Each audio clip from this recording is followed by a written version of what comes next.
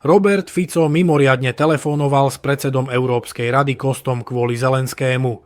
Pre praktiky Bruselu a uprednostňovanie Zelenského už premiér stratil trpezlivosť a Kostovi to dôrazne vysvetlil.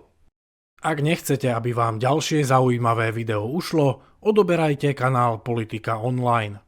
V rozhovore s predsedom Európskej rady Antóniom Kostom som zdôraznil, že Európska únia nemôže uprednostňovať záujmy Ukrajiny pred záujmami členských krajín únie, ako je Slovensko či Maďarsko. V rámci prípravy na štvrtkový summit Európskej rady som absolvoval telefonickú konzultáciu s predsedom Európskej rady Antóniom Kostom.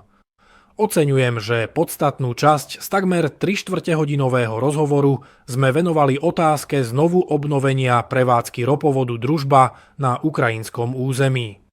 Slovenská vláda nemôže akceptovať jednostranný a pre Slovenskú republiku škodlivý krok ukrajinského prezidenta zastaviť tranzit ropy a očakáva, že orgány Európskej únie vyvinú tlak na ukrajinské vedenie, aby sa obnovil tok ruskej ropy, ktorú máme oprávnenie odoberať až do konca roku 2027.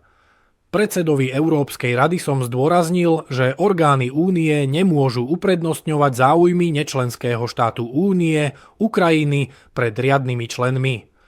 Rovnako som vyjadril nespokojnosť s tým, že Európska komisia doteraz nepredložila žiadne konkrétne návrhy na zníženie cien elektriny, ako ju o to opakovane žiadali premiéri a hlavy členských štátov Európskej únie.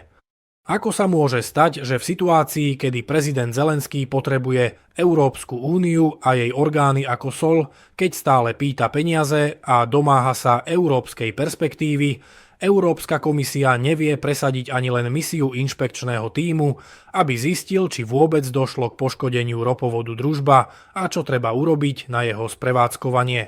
Na to je v diplomatickom slovníku jednoduchá veta. Milý Volodymyr, chceš európske peniaze, tak nám vyjdi v ústrety. Obávam sa, že túto vetu prezidentovi Zelenskému nikto z rozhodujúcich hráčov v Európskej únii nikdy nepovie. Tento štýl komunikácie sa totiž používa len voči členským krajinám Európskej únie, ktoré si dovoľujú mať suverénne názory. Medzi ne patrí aj Slovensko a ja som na to hrdý. Navyše peniaze na vojnu pre Ukrajinu pôjdu, aj keby sa Slovensko a Maďarsko pretrhli. Mnohým totiž na pokračovaní vojny záleží, len a len z dôvodu posadnutosti voči Rusku a vôbec neberú na zreteľ, že ide len o nezmyselné vzájomné zabíjanie Slovanov, ktoré nič nevyrieši, len rokovania prinesú výsledky.